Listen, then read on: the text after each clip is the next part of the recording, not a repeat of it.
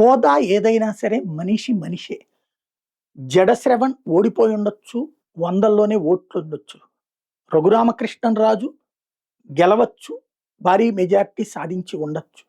కానీ సంస్కారహీనంగా రఘురామకృష్ణరాజు విమర్శించకూడదు. అదే సందర్భంలో దానికి కౌంటర్ వేసేటప్పుడు బాధ్యతగా విమర్శించాల్సిన అవసరం జడ శ్రవణ్‌కి ఉంది. జడగాడు, వాడు అనే పదాలని పదే పదే వాడుతుంటారు రఘురామకృష్ణరాజు. తను మాట్లాడేటప్పుడు ఇదివరకు మళ్ళీ బూతులు ఎక్కువగా మాట్లాడట్లేదు. కానీ ఇప్పటికి గూడా కొన్ని పదాల మీద అదుపు తప్పుతూనే ఉన్నారు. అది మన లిన్ అభిమానించేవాళ్ళు మనలో ఉన్న లోపాలని ఎలాగూ చెప్పరు. మనల్ని ద్వేషించేవాళ్ళు తిట్టిపోస్తారు కాబట్టి మనం పట్టించుకోం. కానీ మనకి మనం ఆత్మవిమర్శ చేసుకోవాలి. వాడు లిల్లీ పుట్టు, వాడొక బచ్చాగాడు ఈ టైప్ ఆఫ్ పదాలు వాడినప్పుడు అవతల వాళ్ళ నుంచి కూడా అదే పదాలొస్తాయి గదా! రియాక్ట్. జడ శ్రవణ్ గారు చేసేటటువంటి దళిత క్రైస్తవ రిజర్వేషన్ వాదాన్ని నేను వ్యతిరేకిస్తా. ఎందుకంటే మతం మారినటువంటోళ్ళకి, అదే మతంలో ఉన్నోళ్ళకి ఒకటే ఎట్లా వర్తిస్తుంది? అది అసాధ్యమని గూడా నమ్ముతాను.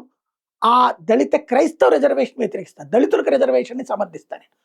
దళితుల నుంచి క్రైస్తవంలోకి మారిందే కుల వివక్ష వ్యతిరేకత కోసం.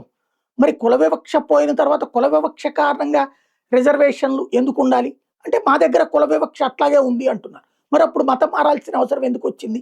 ఆ మతం మారిందే వివక్ష పోగొట్టుకోవడానికని. మరి అట్లాంటప్పుడు వాళ్ళ ట్రాప్‌లో పడినట్టు గదా! కాబట్టి ఈ విషయంలో నా వాదన అలాగే ఉంటుంది. అయితే జడ శ్రవణ్ దానికి ఒక వివరణ ఇచ్చారు. నిన్న దళిత క్రైస్తవ శంఖారావం వేదిక మీద నుంచి నన్ను లిల్లీ పుట్టు అంటావు, నువ్వు అడవి పందిగా కోస్తే 3 రోజులకు సరిపోతావు అన్న వాడే మాట వాస్తవం. నన్ను లిల్లీ పుట్టు అన్నాడు గాబట్టినే నేనన్నాను. అందులో ఆయనకొక న్యాయం, నాకొక న్యాయమా అన్నాడు. ఇప్పుడు జడ శ్రవణ్ మీదన కేసు పెట్టారు. మరి జడ శ్రవణ్ తరపున ఎవరైనా కేసు పెడితే మరి రఘురామకృష్ణరాజు మీద కేసు పెడతారా? ఇది ఇప్పుడు చర్చ. అనవసరమైనటువంటి సంభాషణ, నోటి దూల ఎవరు చేసినా తప్పేనన్నటువంటిది ఇద్దరూ బాధ్యతాయుతంగా ఆలోచించుకుంటే, ఇద్దరు పెద్దవాళ్ళే, ఇద్దరు చదువుకున్నటువంటి వాళ్ళే.